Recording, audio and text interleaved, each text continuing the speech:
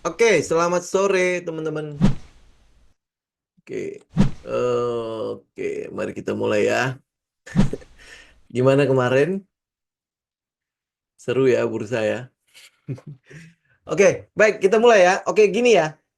Kita mungkin lihat balik ke teknikal ya. Tapi saya sih mungkin harusnya percaya kalau teman-teman kemarin itu nggak kenapa-napa ya.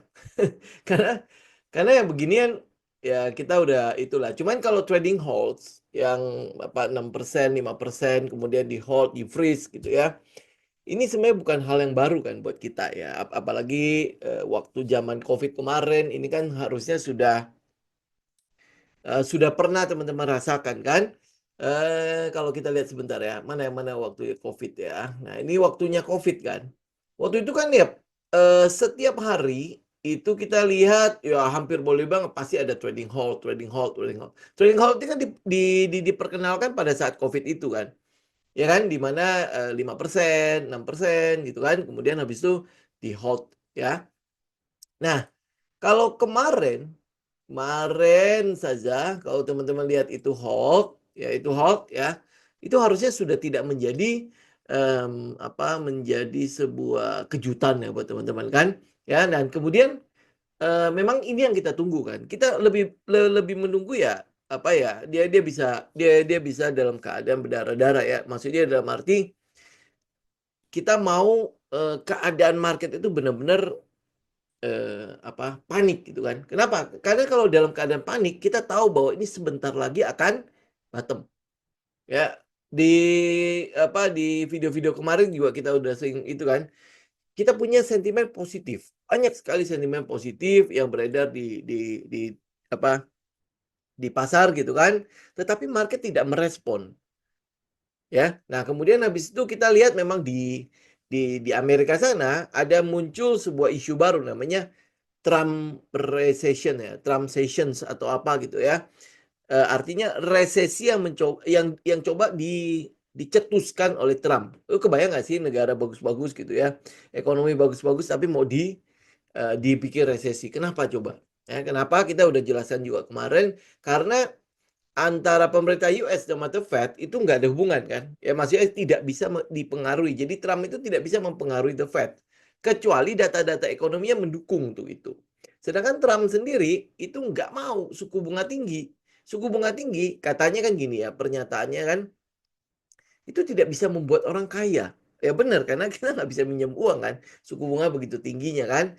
Nah kemudian si Trumpnya itu sendiri menghadapi dilema di mana 6 bulan ke depan, ya berarti mungkin udah tinggal 5 bulan ke depan gitu ya, akan ada utang jatuh tempo, utang obligasinya mereka itu jatuh tempo itu sekitar 7 sampai 9 triliun US dollar. Yang dipermasalahkan Trump itu bukan jatuh temponya, tetapi interest atau bunga yang dibayarkan dari obligasi tersebut itu terlalu tinggi. Ya you know lah, dia kan adalah eh, orang pengusaha kan ya pengusaha kan dia pasti hitung untung ruginya dan lain sebagainya kan. Nah dengan keadaan seperti itu dia nggak mau, sedangkan The Fed itu nggak mau turunin suku bunga juga. Kenapa nggak mau turunin suku bunga ya karena ulangi si Trump juga kan, dia bikin perang dagang. Nah perang dagang itu kan pasti tidak akan menurunkan yang namanya inflasi. Itu pasti akan meningkatkan inflasi ya. Lu kenain 25%, 50% barang yang masuk ya pasti negara yang diperangi juga akan melakukan hal yang sama kan, sehingga kita akan melihat ada lonjakan harga di situ. Jadi inflasi naik. Bagaimana mau dilakukan penurunan suku bunga oleh The Fed? Kan nggak mungkin. Nah karena tidak mungkin, maka dia berencana untuk melakukan resesi. Kebayang nggak? Ekonomi bagus-bagus dia dia bikin jadi resesi. Tujuannya adalah agar suku bunga The Fed itu bisa turun. Ya kalau suku bunga turun ya otomatis ya dana pinjaman yang dia diambil itu otomatis akan jauh lebih murah dibandingkan dengan sekarang kan, sekarang masih di angka 4,25% ya. Jadi kalau di 10 triliun lah, 10 triliun kalau 4,2% itu berarti udah hampir 4 miliar lebih ya. Nah itu 4 miliar lebih dia harus bayar. Lu kalau bagi 12 itu kurang lebih 4 ya sekitar berapa miliar gitu ya. Setiap bulan dia harus bayar bunganya kan Ya, itu yang teman-teman lihat gitu ya. Jadi karena si Trump itu adalah ya pengusaha, jadi dia mencoba untuk memakai cara lain. Ya bahkan kalau teman-teman sempat nonton film apa ya namanya biografinya si Trump, Apprentice, ya teman-teman lihat ya, dia sampai akan melakukan apapun di sisinya dia menang gitu. Ya, dan kita udah lihat di periode pertamanya dia, ya itu yang terjadi kan. Jadi ketidakpastian di market itu luar biasa besarnya. Dan ya buat buat market, ya market tidak senang dengan ketidakpastian. Karena itulah makanya dia butuh yang pasti-pasti saja ya. Oke, nah kita balik lagi. Itu global dan itu sangat berpengaruh pada pergerakan ya hampir boleh bilang semua tempat lah. Termasuk yang kemarin kalau kita lihat ya Eropa masih bagus-bagus. Ini kan udah mulai ikutan kan. Kemudian US yang katanya ekonominya bagus bursanya kan bagus banget kan sampai semua orang pindah ke sana kan. Ya. Nah, itu udah mulai. Ya kita lihat S&P 500 sudah turun berapa ya, 7 sampai 8%. Jadi artinya periode tersebut sudah mulai dan market sedang memprice in untuk resesi tersebut. Jadi jangan heran kalau misalnya pergerakan bursa kita juga ikutan. Ya, juga ikutan. Jadi kadang-kadang kita kan latah ya. Ya, latah ya. Nah, apalagi kalau misalnya lu orang tidak punya risk management, nggak punya trading plan, ya kemarin dulu udah pasti freeze banget ya, benar-benar beku banget. Kenapa ini gitu kan? Ada apa ini? Tapi kalau memang teman-teman udah punya risk and money management, kalau nggak salah di video sebelumnya saya udah bilang kan, kalau dia kena stop loss, teman-teman sementara pegang cash. Ya saya nggak tahu kalau dia akan hold atau penurunnya sampai sedahsyat itu ya. Saya udah pasti nggak tahu ya. Yang saya lakukan adalah sesuai dengan plan aja ya. Oke, nah sekarang kita lihat nih teknikalnya si IHSG. Nah, kita lihat teknikal IHSG memang dia ada di support kan di 5.986 sampai 6.100 sekian. Yang kita nggak mau itu adalah dia break dari support ini. Ya kalau dia break dari support ini ya memang ini kan udah kita petakan juga kan kemarin ya. Akan ke 5.750 akan sampai ke 5.183. Oke. Nah, kalau dia break, oke. Nah, sekarang pertanyaannya ada nggak katalis untuk dia ngebreak itu? Kalau sampai dia ngebreak itu biasanya ya itu yang kita sebut sebagai periode di mana berdarah-darah itu terjadi dan itu biasanya tidak berlangsung lama. Ya akan ada banyak sekali saham-saham yang under value. Sangat banyak sekali nanti akan ada saham-saham under value. Kenapa? Karena itu digerakkan oleh fear. Pelepasan saham yang akan dilakukan oleh banyak sekali retail ya dan yang lainnya termasuk katanya ada investor namanya Joni ya. Saya juga nggak tahu ya. Saya cek-cek itu nggak tahu apakah ulahnya dia Joni ya.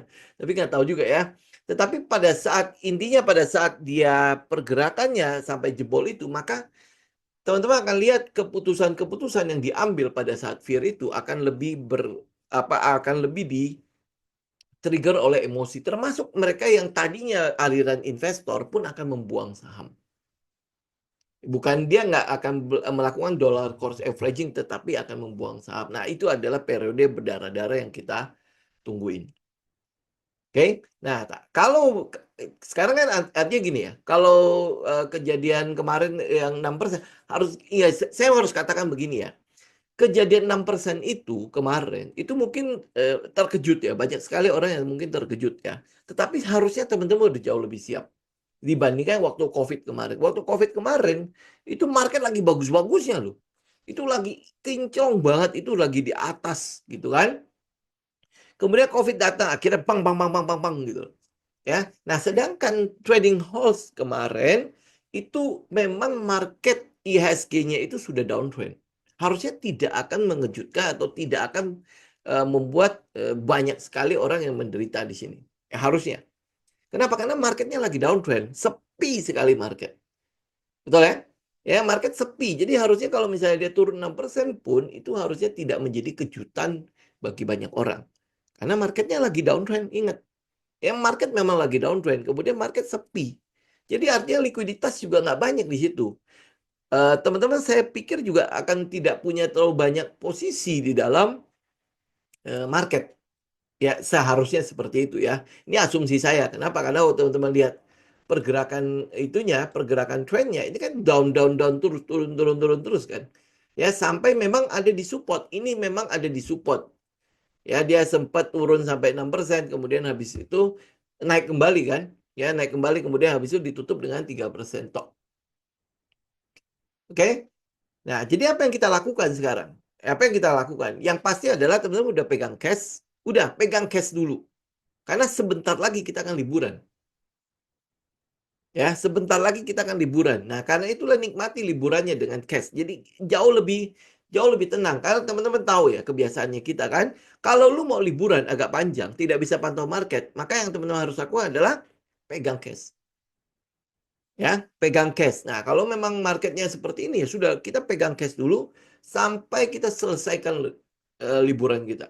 Ya, berarti lebarannya segala macam itu kelarin dulu. Nah, setelah kelar, kan kita masih tahu ya bahwa di US sana itu kan masih gonjang-ganjing ya, masih banyak sekali wacana, saya harus bilang dalam tanda petik wacana-wacana yang pengen dilakukan oleh si Trump. Jadi biarkan dia lakukan dulu. Ya, saya akan menduga kalau misalnya volatility market ini itu masih akan terjadi sampai bulan Mei, ya mungkin akan Juni. Ya kita ngelihat dia bagaimana dia ngelewatin ini loh. Bagaimana dia ngelewatin pembayaran utangnya ini yang jatuh tempo. Kalau kemarin kan hampir shutdown kan ya karena anggarannya kan habis lagi kan. Nah, tapi itu udah kelar ya. Jadi nggak bakal jadi trigger. Tapi yang jadi trigger ini adalah yang pembayaran utang ini. Si Trump ini bisa jadi dia namanya namanya ini orang kayaknya rada-rada itu ya. Dia bisa aja nggak bayar loh. itu sangat mungkin jadi gitu ya. Kalau sampai dia nggak bayar, market akan lebih ini lagi. Jadi karena itulah makanya kalau ini kan sebentar lagi juga mau liburan kan. Udah liburan aja dulu. Kita lewatin aja liburan ini dengan tenang. Kemudian nanti di April ya bulan April kita akan melihat lagi bagaimana keadaan saat itu. Ya, kalau memang dia masih volatile dan teman-teman merasa kayak masih belum cocok gitu ya psikologinya dengan market yang penuh dengan ketidakpastian ini, jangan masuk dulu. Termasuk indeks harga saham gabungan, bukan berarti dia disupport maka kita harus masuk, tidak. Ya, masih ingat ya, kita akan tunggu dia change of character, kita akan tunggu dia shifting dulu, ya shifting dulu dari downtrend ini menuju ke uptrend. Atau seenggak-enggaknya menuju ke sideways dulu deh. Kita nggak bilang uptrend dulu ya. Jadi shifting dulu. Apa yang disebut sebagai shifting? Ya berarti change of character. Misalnya ambil contoh ya. Ini kan dia turun ya. Yang di IG mungkin saya nggak bisa tahu gede ya. Ini kan turun ya. Kalau teman-teman lihat ya, puncak lembahnya kan semakin turun ya. Benar nggak? Ya jadi kalau artinya market struktur kan, kalau puncaknya terus lebih rendah, kemudian lembahnya terus merendah, ini bukan merendah karena dia ini ya, dia baik hati, tidak ya. Ini dia terus turun gitu ya. Ini artinya ini udah typical downtrend. Ya, jadi kita mau lihat apa? Ada lembah atau puncak yang kok kayaknya mulai mendatar, tidak ada yang lebih tinggi atau lebih rendah atau kita sebutnya sebagai equal high, equal low. Jadi artinya setara. Setara itu kan belum tentu sama gitu kan ya. Jadi bisa jadi dia ada yang tingginya tapi kurang lebih udah tingginya kurang lebih sama atau rendahnya udah mulai sama.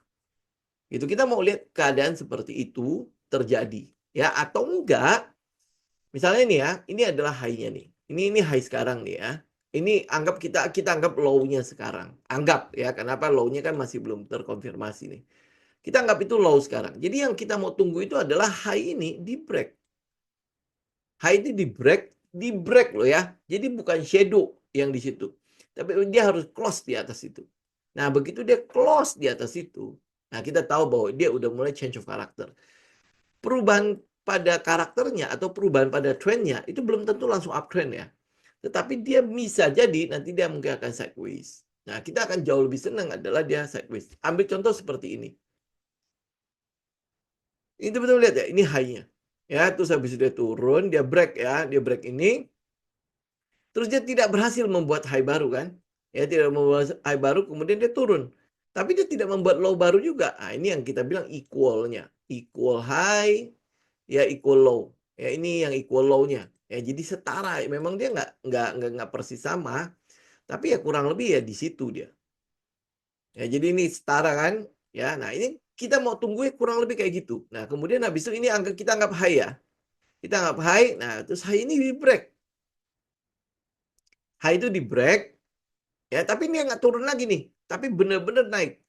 Oke, dia benar-benar naik. Ini contoh misalnya ini contoh kita saya gedein ya. Ini contoh kita mau cari yang kayak gini. Oke, ini contoh ya. Oke, ini adalah high-nya. Kita anggap dia udah kelar ya. Nah, ini kan udah di close di atas nih. Tuh lihat ya. Ini di close di atas kan. Betul nggak? Ya, dia di close di atas. Berarti kan kita udah tahu dia breakout dong. Atau dia change of character di daerah sini. Ini change of character. Oke, ini saya pakai daily ya. Jadi artinya ini masih minor ya. Change of character. Next-nya apa? Kita mau tunggu dia lanjut. Dia lanjut. Bukan malah balik kembali. Nah, kalau dia balik kembali, ini kan namanya false ya. Ini namanya false. Ini false. Oke. Ini kan udah change of character. Tapi yang kita mau itu adalah dia lanjut. Ya, tetapi ini apa yang terjadi? Dia turun kembali. Berarti ini cuma false doang. Ya, dia false. Nah, jadi kita mau tunggu benar-benar dia confirm. Ambil contoh ya, contoh misalnya yang confirm ya. Nih. Nah, ini. Ini bukan change of character, tetapi ini adalah boss ya, break struktur ya. Ini kayak gini. Oke. Dia ini kan high nih. Equal high ya, kemudian dia turun kan. Kemudian low-nya kan di bawah sini. Jadi ya otomatis ini ya masih itu ya. Nah, yang kita mau lihat itu adalah dia break dan dia close di atas. Dia break dan dia close di atas, kemudian lanjut. Bukan turun balik.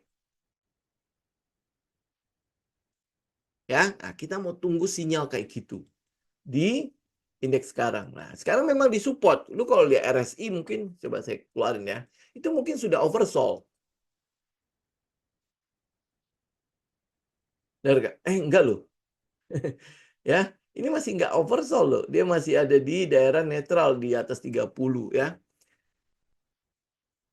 Oke, nah ini yang oversold di sini. Nah, ini oversold aja. Ini teman-teman kalau lihat ya, kalau begini sama begini aja ini udah divergence kan. Ya, ini harusnya ada potensi naik. Harusnya ada potensi naik kalau lihat dari indikator ini. Tapi kan kita nggak menggunakan indikator ini secara buta ya. Ya, tidak cuman karena ini divergence nih. Ya, ini turun, ini naik nih. Artinya apa? Artinya sebenarnya ada peluang akan terjadi kenaikan di sana. Oke, nah kemudian habis itu nih teman-teman lihat ya, ini dia turun lebih rendah, sedangkan ini sudah di atas. Nih ya, ini belum confirm ya. Oke, ini teman-teman lihat ya, ini lebih rendah, tapi ini harganya sudah mulai naik. Jadi ini kan divergence ya, divergence, tapi bukan berarti dia akan segera berakhir. Kemungkinan besar kalau lihat dari indikator RSI, ada peluang dia akan sideways. Ada peluang dia akan sideways. Kecuali ada kejutan apa yang akhirnya membuat dia break dari 5.986 sampai ke 6.166. Oke, ini kalau teman-teman lihat teknikal dari indeks harga saham gabungan. Kalau ya dia selama dia tidak break itu, jadi ada peluang dia akan sideways. Ya, gini yang kita mau tunggu aja. Tapi akan mungkin ya kalau lihat dari psikologi market, kita butuh pergerakan yang sudah digerakkan oleh emosi. Ya, dan ini kelihatannya memang belum saatnya bottom lah. Apalagi kalau lihat dari sentimen market segala macam ya. Kelihatannya memang masih belum akan bottom. Nah, jadi sekali lagi, kalau teman-teman sudah pegang cash, hold aja cashnya. Lewatin liburannya. Ini kan sebentar lagi liburan. Saya nggak tahu kalau kantor-kantor libur berapa lama ya. Kalau di sekolah-sekolah, itu liburnya ada yang sampai 20 harian ya. Ada ya. Ya, kalau lu ikutin sekolah, jadi dia baru akan masuk itu bulan April. Sedangkan liburnya itu mungkin akan diliburkan dari tanggal 20 kan. Ya, bursa nggak tahu tanggal berapa. Saya belum ngecek juga. Ya, jadi artinya ya cukup panjang. Sampai 8 April. Ini sekolah apa bursa, Pak? Ya, jadi kalau ini mungkin sekolah kali ya. Nah, kalau lu libur dari tanggal 20 sampai tanggal 8, itu berarti berapa? Oh, bursa. Liburnya kapan, Pak? 8 April baru libur. Berarti kan mungkin di awal-awal ini ya, awal-awal awal April kali ya, mungkin tanggal 30-an Maret dia mungkin akan libur bursa. Dan itu cukup panjang, teman-teman. Kalau dia baru buka di tanggal 8 atau baru 28 Maret sampai 7 April, itu periode panjang ya, itu hampir 10 harian ada kali ya. Ya, thank you, Pak. Ya, itu artinya Pak ya, udah ini udah nggak berapa hari ini. Tinggal 10 hari lagi, udah lu pokoknya nggak usah gatel ya. Kalau udah pegang cash, sudah kita lewatin aja. Lewatin libur dengan tenang, jadi artinya kita kan dikasih waktu hampir berapa ya? Hampir 3 minggu lah libur. Ya udah, nikmati aja liburannya, pegang aja cashnya. Ya kalau lu memang lu nggak apa kayaknya nggak tenang nih taruh di sekuritas, ya sudah lu tarik aja, masukin ke rekening tabungan lu tetapi jangan dipakai. Nanti apa bursa mulai baru lu masukin lagi. Gitu. Ya. Ini kalau saran saya, karena saya sendiri saya ingat banget ya.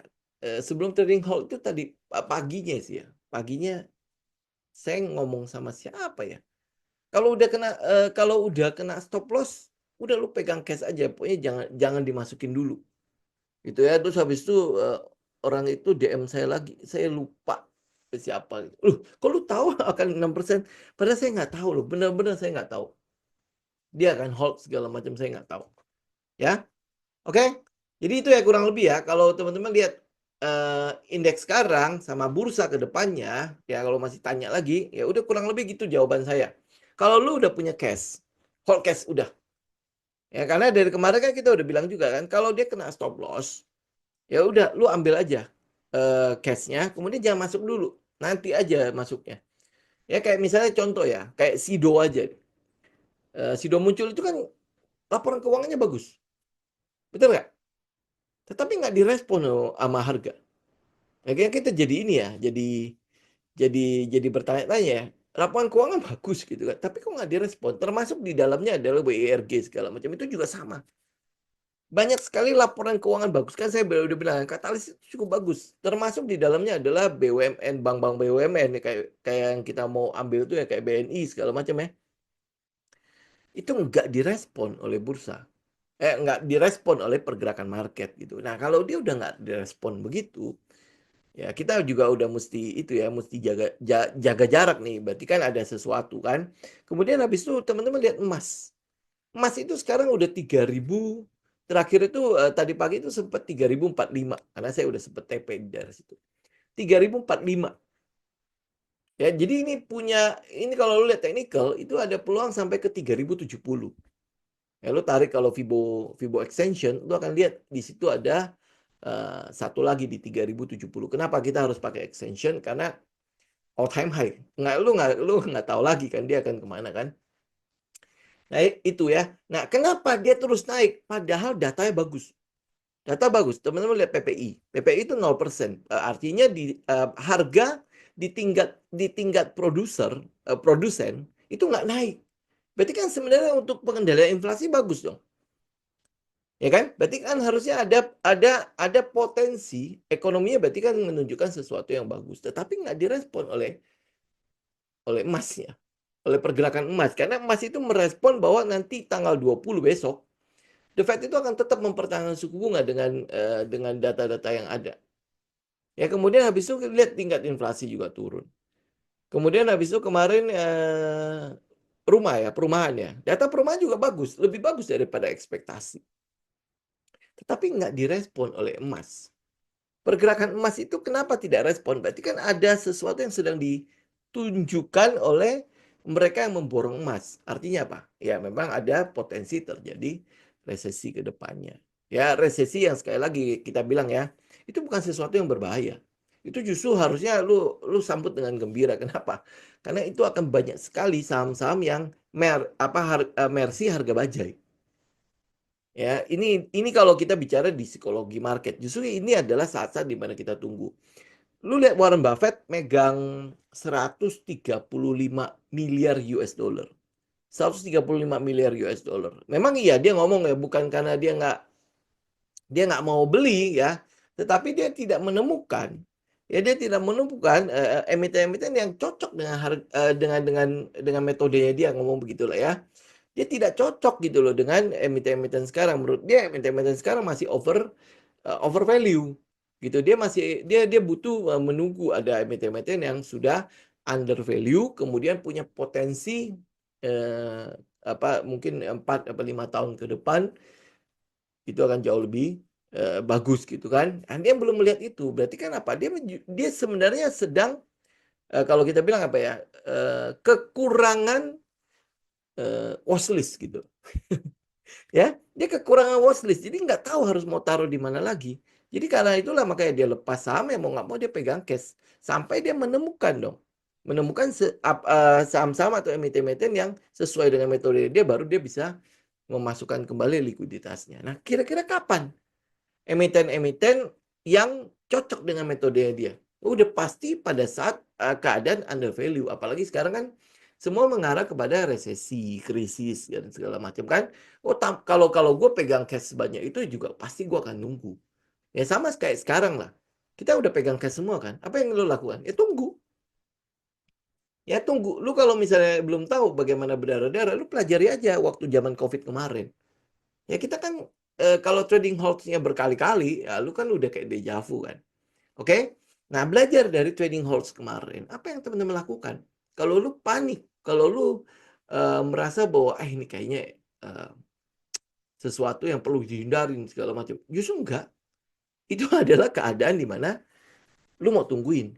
Karena kita baru merasakan itu kan. Kita nggak ngomongin soal wah 20 tahun yang lalu, 30 tahun yang lalu. Ini baru 5 tahun, ya 5 tahun ya. 5-6 tahun yang lalu gitu kan. Lu ngerasa pasti masih seger lah. Apalagi data kemarin, data kita sudah menunjukkan gitu ya. Bahwa memang masa-masa sulit itu nggak lama dibandingkan dengan eh, masa berjayanya gitu ya. Kalau dalam bahasa kehidupan ngomongnya gini ya, lu merasa bahwa apa yang lu rasakan saat lu menderita itu lama banget keluarnya gitu ya, lama banget lu keluar dari keadaan itu. Pada saat lu lagi berjaya, kemudian habis itu jatuh lagi, kelihatannya waktu berjaya itu singkat banget. Padahal kalau lu lihat data, periode di mana lu sakit itu jauh lebih singkat dibandingkan periode di mana lu senang. Gitu. Datanya menunjukkan seperti itu. Dan kita lihat juga dalam kehidupan kita sehari-hari, yang sakit-sakit ini biasanya cuma sebentar. Ya benar gak? Ya, cuman ya orang orang kenapa tidak sampai ngeh dengan hal-hal seperti itu? Ya sekali lagi, ada hal sederhana yang tidak membuat dia ngeh, yaitu apa? Lu nggak punya data, lu nggak punya jurnal gitu. Lu nggak jurnalin deh. Pada saat lu jurnalin, lu akan lihat ya periode lu berapa lama sih? Ya ampun. Berarti gue sebenarnya dalam dalam dalam keadaan tiarap itu, ya kan roda berputar kan? Di bawah itu ternyata cuma sebentar. Teman-teman lihat deh, roda. Roda kan bulat begini ya. Coba saya gambar ya. Moga-moga gambar saya bagus. Nah, lu lihat ya. Oke? Ini roda ya. Ini filosofi doang ya. Saya ya sama sih kayak saham juga ternyata sama kurang lebih begitu. Kenapa? Kita lihat datanya seperti itu. Bagian bawahnya itu berapa berapa besar sih? Bagian bawahnya itu kan cuma seperempat ya. Ini loh, kalau dia setiap kali ke bawah itu cuma ada berapa bagiannya? Yang lain itu kan di atas. Betul nggak? Yang di bawah ini kan cuma segini. Yang injek tanah itu kan cuma segini, bener ya? Ya kalau lu lihat roda ya, ini kita anggaplah roda kehidupan atau roda lu trading lah ya. Atau roda indeks harga saham gabungan lah. Ya. Yang di bawah itu pada saat dia koreksi berapa lama? Ya cuma segitu. Ya cuma sepotong begitu loh. Yang ini loh yang kena tanah itu paling cuma berapa sih lu lihat nanti kalau lu nggak itu nanti lu lihat roda mobil atau roda motor. Yang kena tanah itu berapa banyak? Cuma segitu kan. Sedangkan yang di atas itu jauh lebih banyak yang di atas dibandingkan yang di bawah. Ternyata begitu loh. Lu dalam trading juga sama. Ternyata indeks harga saham gabungan pada saat dia di bawah cuma segitu. dikit doang. Ya, tapi kalau dia rally itu panjang loh. Ya, itu trading. Ya, kehidupan juga begitu ya. Bener nggak? Ya lu ada di bawah, itu cuma sebentar sebenarnya. Dan kalau apalagi kalau usaha lu keras untuk keluar dari keadaan itu, ya lu lebih sebentar lagi. Apalagi kalau misalnya lu punya pondasi bagus ya, ya ini yang sering kata-kata orang kan. Kenapa orang kaya, orang yang pernah kaya, dia jatuh cepat sekali balik lagi. Coba kenapa? Karena dia udah punya pondasi, udah punya koneksi, dia udah tahu bagaimana membuat sebuah usaha dari awal ya kan, karena dia udah pernah pernah ngalamin kan. Jadi dia tinggal ngulangin doang dan itu pasti akan jauh lebih cepat keluarnya dibandingkan dengan lu yang belum pernah. Gitu. Betul nggak? Ya, ini saya bukan sedang menghibur teman-teman yang sedang aduh ini indeks kayak gitu segala macam. Enggak, tapi memang ini kenyataan gitu loh. Ini adalah realita. Kalau lu trading itu begitu, tidak selamanya kita di bawah. Oke, tidak selamanya di bawah. Sama halnya kayak misalnya kapan ya saya sempat posting soal forex ya. Oh, yang forex kan sesuatu yang apa menakutkan dan lain sebagainya. Betul, nggak usah bilang forex, nah, saham juga sama, itu menakutkan. Kenapa menakutkan? Karena lu nggak tahu. Itu hal yang sama kejadian pada saya. Dulu kan saya nggak mau forex. Ya kan? Kenapa? Karena saya pernah trauma dengan forex juga. Trauma dengan saham, trauma dengan forex ya. Tetapi kenapa saya tetap ada di situ? Karena saya butuh tahu. Begitu saya tahu, kan udah nggak takut. Kenapa nggak takut? Karena gue tahu bagaimana cara mengulangi hal-hal yang bisa membuat gue profit. Dan gue tahu bagaimana menghindari hal-hal yang bisa membuat gue rugi. Gitu ya, sama halnya dengan saham. Ya saya nggak bilang apa yang semua trading itu harusnya sama. Ya cuman ya tinggal profil resikonya lu aja. Lu bisa terima nggak? Masuk misalnya kayak ke kripto. Kripto itu 24 7 hari. 24 jam 7 hari. Jadi artinya nggak ada liburnya buat lu kan. Nah kalau saya jauh lebih senang dengan saham, dengan forex. Kenapa? Karena Sabtu Minggu kita nggak dipusingkan dengan, aduh gua ada posisi nih. Atau Sabtu Minggu gue korbankan waktu keluarga gue cuman untuk tetap trading. Enggak gitu. Saya jauh lebih senang seperti itu. Nah, kemudian ya tentu ya semua itu sesuai dengan profil risiko masing-masing lah ya. Oke? Itu kurang lebih ya. Jadi kalau lu tanya lagi nggak usah DM-DM lah. Kayak gitu-gitu lu udah tahu lah pasti jawaban saya itu adalah kalau memang teman-teman nggak klop dengan keadaan seperti ini, udah pegang cash aja, apalagi sebentar lagi juga akan libur. Ya, nanti lewatin itu baru habis itu kita lihat bagaimana keadaannya. Ya mumpung mumpung ya bisa buat cooling down, ya cooling down aja gitu. Jadi lu nggak stres. Kenapa? Karena kalau lu pada saat lu stres, pada saat kayaknya gue open posisi dengan keadaan tertekan, maka ya hasilnya nggak akan ada yang bagus. Karena trading bukan apa emosi. Lu kalau udah melibatkan emosi nggak ada yang bagus lah dari situ. Oke, ya ini saya udah ngomong berkali-kali, teman-teman pasti udah tahu lah. Oke, nah sekarang kita coba lihat BTC ya. Bitcoin. Pakai ini aja ya. Oke. Lihat aja weekly. Oke, ini ya. Ini Bitcoin. Nah, apa yang teman-teman lihat di sini? Ini dia kan habis nge-break. Ini weekly ya. Saya pakai weekly. Nah, apakah dia masih uptrend? Masih. Ya, cuman kalau lu lihat di minornya, teman-teman lihat di daily itu udah pasti tidak uptrend. Nah, ini udah break. Ini ya, dia udah break. Oke, jadi ini adalah up-nya, ini adalah break-nya. Jadi artinya Bitcoin itu sudah mulai secara minor dulu ya. Secara minor kita ngelihat dia sudah mulai melakukan periode downtrend-nya. Oke, bagaimana kita lihatnya? Ya lu pakai struktur aja gampang kok. Ya ini turun ya, kemudian habis itu dia bikin high, high ya, terus turun kan?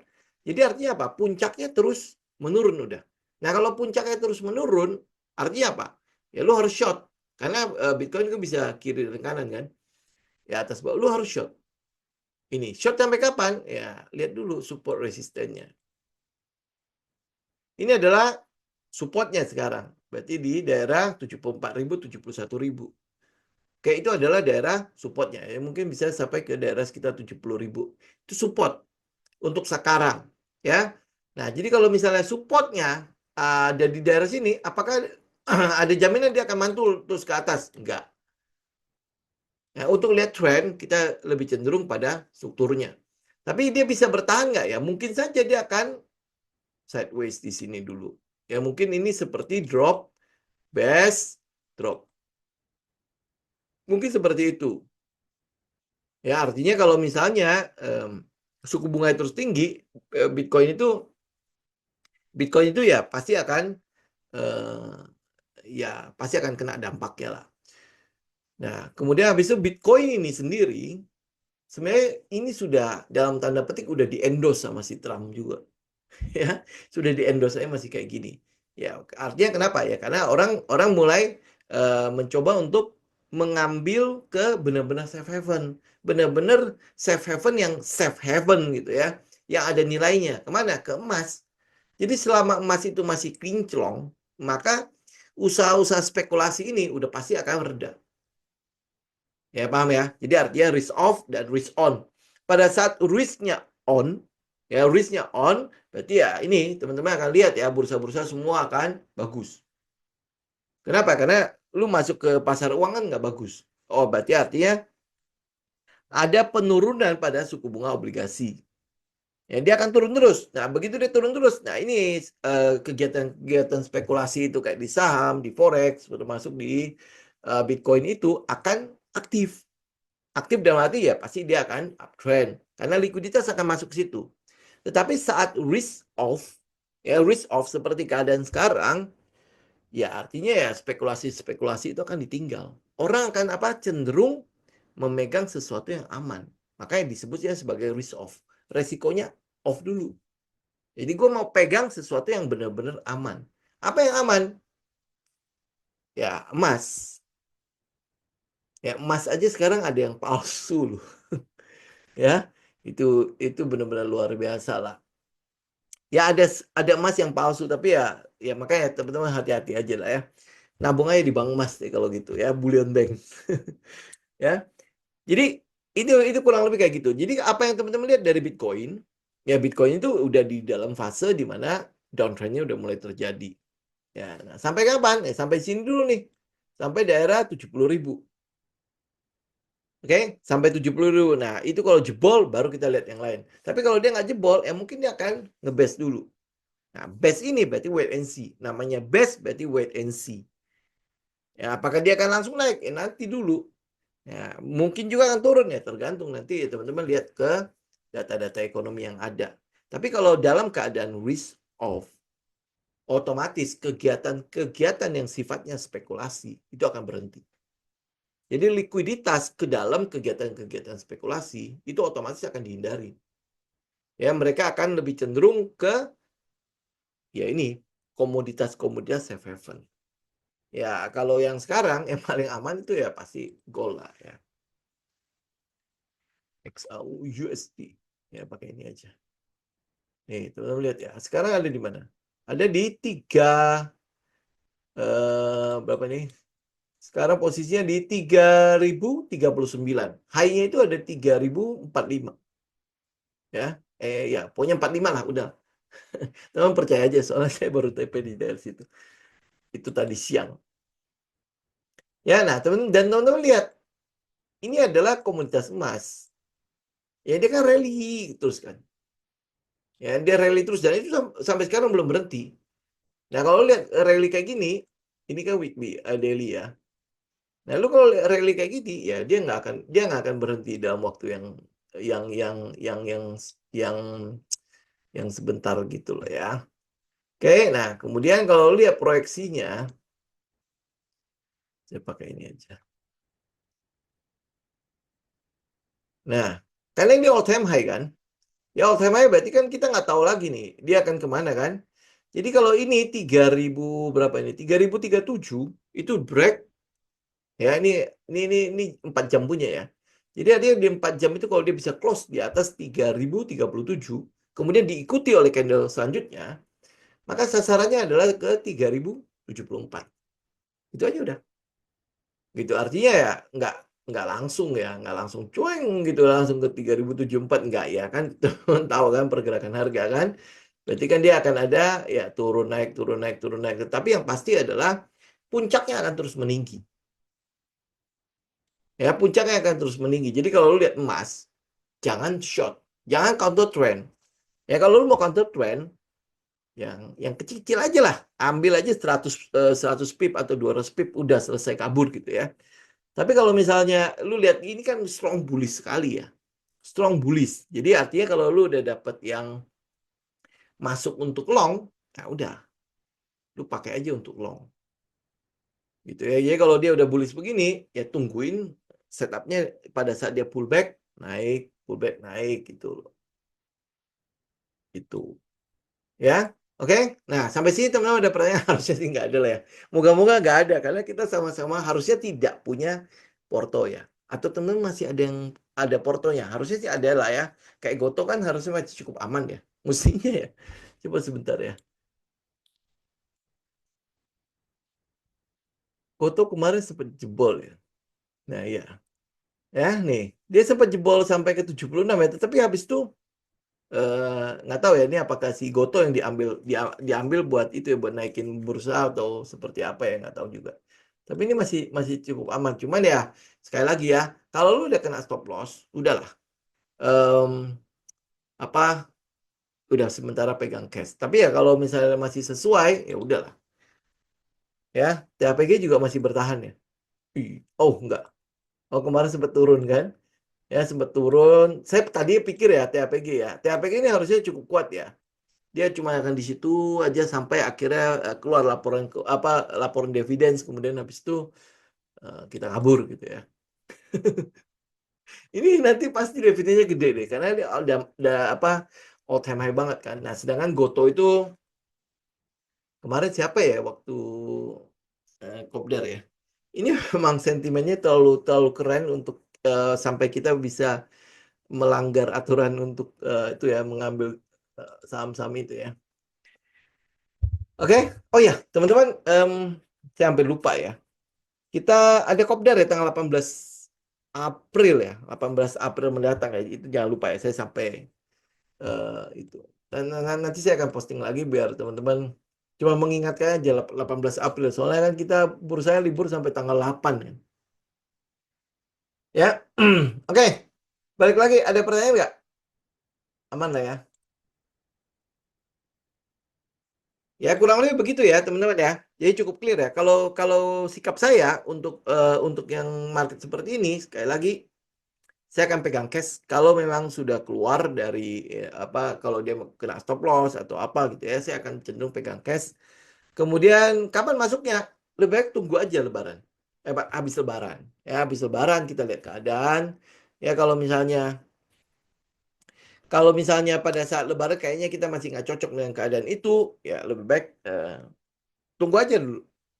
Ya kenapa? Karena ini kan Maret, April ini harusnya adalah bulan laporan keuangan kan. Bulan-bulan di mana dividen juga akan dibagi kan. Itu harusnya banyak sekali dorongan untuk bursa. Nah, tetapi kalau lihat keadaan kayak gini, kelihatannya ya pasar nggak tahu merespon. Kalau pasar nggak tahu merespon, artinya kan penuh dengan ketidakpastian nih. Udah lebih baik teman-teman pegang cash aja. Jadi nggak usah sampai aduh was-was. Mau lebaran nanti sungkeman juga mikirin aduh ini habis lebaran goto gua gap down nggak ya atau gimana kan ya udah itu liburan liburan aja jadi udah jauh lebih tenang lah ya oke NCKL ada divergence saya sih mungkin cenderung melihat begini ya NCKL kan berarti berhubungan dengan nikel kan ada nggak dulu sentimen di nikel itu aja dulu kalau dia tidak ada sentimen di nikel udah lu mau divergence atau seperti apa lebih baik kita nggak bermain dulu ya mau divergence mau apapun kobal kobal itu harusnya udah cukup banyak diberhentikan kan ya karena udah hampir boleh bang nggak dipakai kan ya saya mungkin akan lihat nikel ya kalau ini kalau DPR-nya atau senatnya atau apalah ya intinya ya itu memutuskan benar mereka akan hilirisasi dan itu akan menstop ekspor. Nah, saya mungkin akan jauh lebih melihat sentimen itu akan lebih menaikkan harga nikel dibandingkan dengan sentimen yang lain. Jadi yang kita butuh tunggu itu. Ya. Nah, sedangkan untuk si ini teman-teman kalau lihat dari ini ya. Oh, maksudnya begini. Nah, ini lihat ya. Apakah ini change of character? Saya masih belum lihatnya sebagai change of character. Kenapa? Karena harganya tidak naik ya. Dia malah turun kan. Ini kan break kan. Benar nggak? Nah, ini contoh ya. Ini kan break ya. Berarti kan ini harusnya change of character kan. Betul, change of character. Ya, tapi kita butuh pergerakan ini itu lanjut. Ini enggak gitu ya. Jadi ya mungkin saja saya turun ini ya. Kita lihat ya. Nanti kita lihat ke volume ya. Sebentar. Oke, mari kita lihat volume. Volume. Teng. Oh enggak. Oke ya. Nah, teman-teman lihat ya. Ini ya. Ini memang ada kegiatan di mana ya mungkin ada pengumpulan barang dan lain sebagainya. Tapi ini masih terlalu pagi. Kalau dia benar dia sedang melakukan pengumpulan barang, nanti kita cek ya. Ini adalah klimaksnya. Kemudian habis itu akan ada secondary test. Dulu lebih baik tunggu dia secondary test aja untuk memastikan bahwa gue bisa cicil apa enggak. Oke, nah tapi sebelumnya cek sentimennya. Jauh lebih mantap kita untuk masuknya. Oke. Nah, kemudian habis itu jangan cuma tergantung pada satu emiten tok. Kita lihat misalnya kayak Harum. Ada kegiatan nggak di situ? Ya, ini masih strong downtrend. Betul ya. Volumenya udah mulai nongol ya. Iya, ya. Volumenya udah mulai nongol, betul. Oke. Nah, kita lihat misalnya nikel apalagi nikel. Inco boleh lah ya. Kita anggap aja nikel ya. Nah, teman lihat Inco. Iya benar ya, itu udah ada volume juga di situ, tetapi hampir belum ada kegiatan kan di situ ya. Maksudnya ini masih turun terus. Nggak tahu ini apakah karena dia BUMN, kita lihat yang bukan BUMN, misalnya nikel apalagi ya? MBMI ya. Ya. Ya, nah ini juga sama ya. Volumenya memang udah nongol di situ. Oh iya, hampir lupa saya. Ya, tapi ini belum ada kegiatan sama sekali. Oke, nah cuman ini memang agak anomali yang satu ini. DKFT. Ini agak anomali aja ya. Tapi ini udah mulai tidak ada kegiatan nih. Sudah mulai tidak ada volume lagi di daerah sini. Nah, apakah yang lain bisa ikut ini? Ya, atau nanti kita mau lihat ya DKFT itu bertahan nggak di atas ini? Ya, bertahan nggak di atas itu, dia tidak turun, tetapi habis itu nanti ada sentimen baru mulai nongol. Ya, jadi ini kan berarti kan akan lanjutin trend ya. Tapi kalau dia nggak bertahan, ya mungkin akan ada spring lagi di situ. Spring dulu, terus balik, nah, baru kita mulai masuk lagi. Oke, gitu ya. Jadi kalau kita analisa kan udah pasti gitu ya. Lu lihat sentimennya, kemudian lu lihat fundamentalnya pasti kan. Nah, kalau lu mau cek ya, cek sektornya. Sektornya harus saling mensupport, harus saling mengkonfirmasi. Ya, jadi kalau misalnya kita lihat di DKFT kan jadi tanda tanya kan, kenapa dia bergerak sendiri? Ya, tapi memang kalau lihat laporan keuangannya memang terlalu bagus gitu ya. Terlalu bagus untuk tidak bergerak. Ceritanya begitulah ya. Sedangkan laporan keuangan untuk yang nikel-nikel yang lain itu memang tiarap sekali kecuali dia. Dia memang sudah bertahun-tahun tidak ekspor soalnya karena nggak apa terhalang karena nggak ada smelter kan. Kemudian habis itu ya sepanjang tahun ini sama tahun kemarin kan udah mulai ekspor tuh. Jadi ada lonjakan di situ. Nah, lonjakan itu ya pasti akan eh, apa dikonfirmasi oleh harga. Nah, sedangkan sektornya sendiri, nikel, kita nggak perlu lihat ada pergerakan. Gitu. Nah, kalau lu cari sentimen paling dekat itu ya itu tadi. Nikel, Filipina. Lu cek itu aja. Kalau dia benar ketok palu dan akhirnya diresmikan, nikel Filipina tidak diekspor. Nah, itu pasti akan ada gonjang-ganjing di situ. Terutama untuk harga nikelnya. Sama, jangan lupa cek juga smelternya kita. Karena smelter kita pada saat penambangan nikel dalam negeri itu sudah dikuota, smelter-smelter kita kekurangan nikel. Ya, karena itulah mereka import dari Filipina.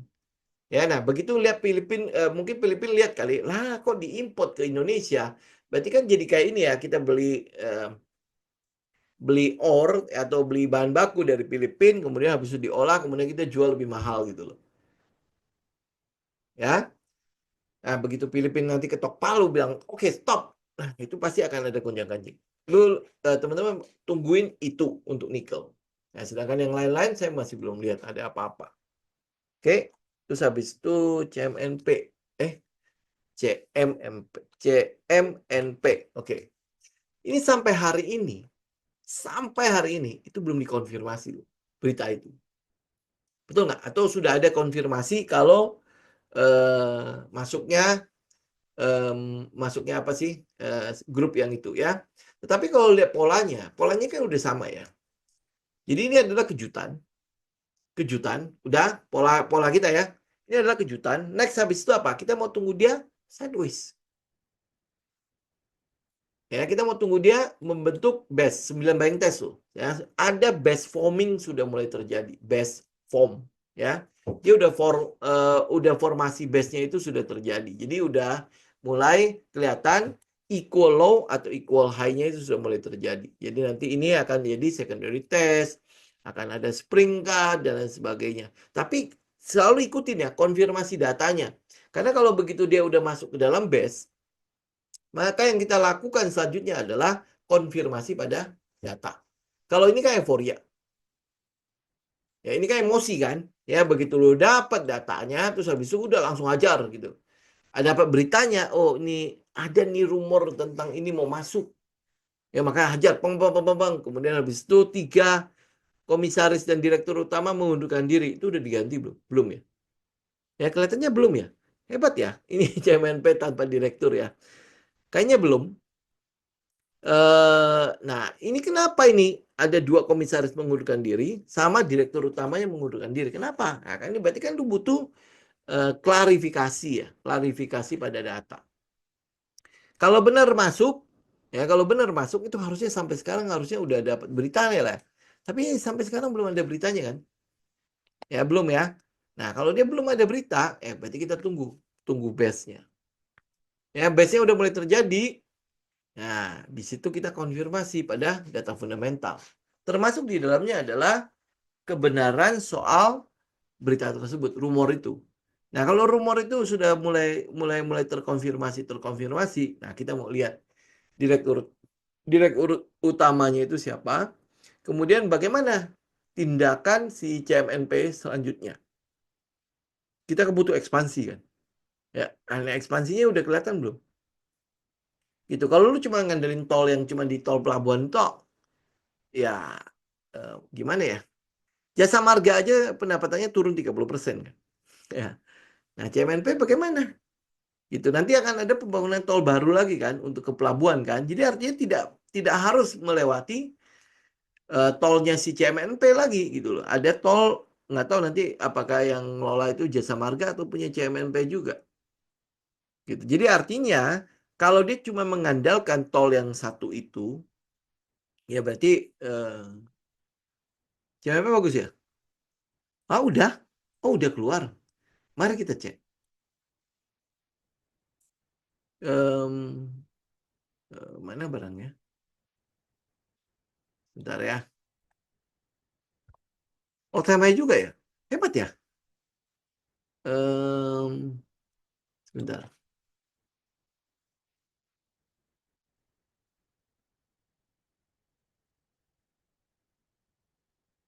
Oke, sebentar. Saya tarik dulu. Oke, ini. Belum ada. Tinggal Q kan? Ya, ini yang Q ini yang mau kita tunggu nih. Q4 ini belum ada sih. Tapi yang ini betul ya. Kalau lu lihat tahun 2024 itu all time high. Ya, nah sekarang ya makanya kita tinggal menunggu rumor itu diketok palu ya. Rumor itu benar, berarti kan ini pasti nanti ada kegiatan yang namanya akumulasi. Udah kita tunggu aja itu.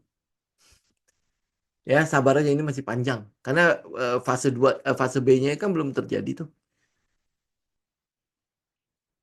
Ya kalau lu lihat 9 buying test kan kita masih butuh base kan. Ya base-nya kan belum ada, belum kelihatan. Gitu. Oke. Terus apa lagi? BC. BC ini sektor pertanian kan. Ini perasaan Bu Dewi ini kalau nggak salah nggak tahu liquid ya.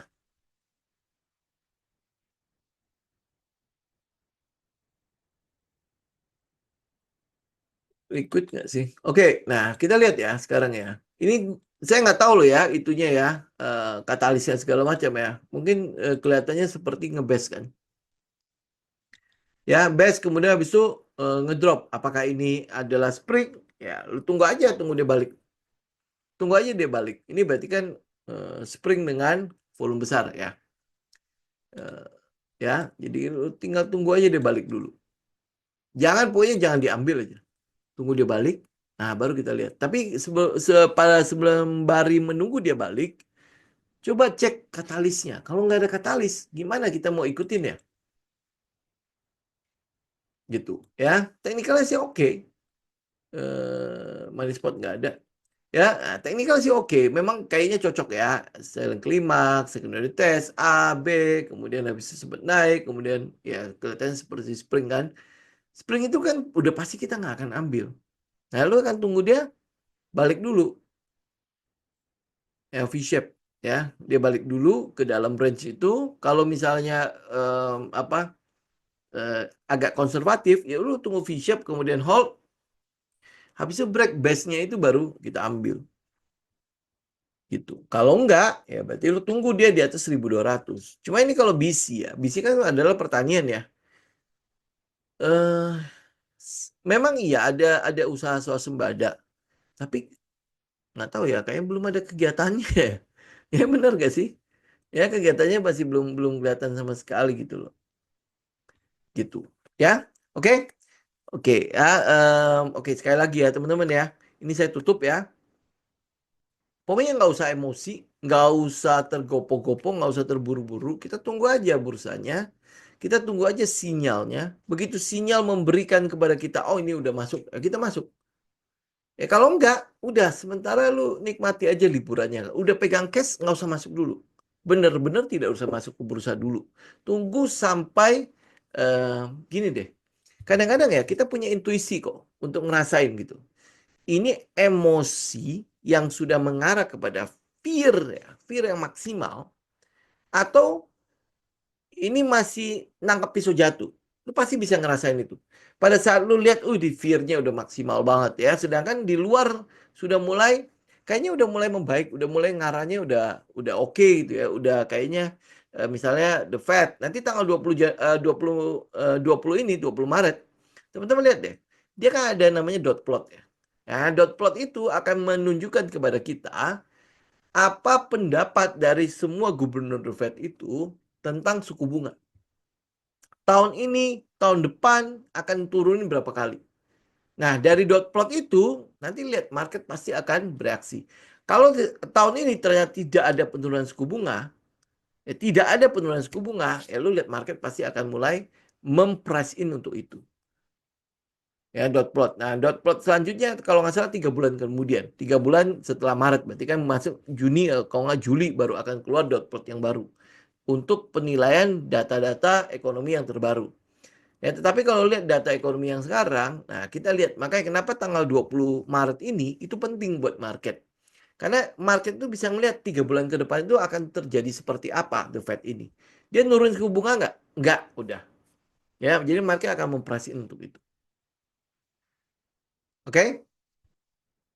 Oke, oke ya teman-teman ya. Untuk hari ini saya pikir cukup dulu ya. Kita akan ketemu nanti hari Jumat ya. Hari Jumat ya. Ya saya nanti ada ini story di IG ya kalau misalnya kita ada yang perlu kita bicarakan. Kalau nggak ada, ya udah kita liburan aja lah ya.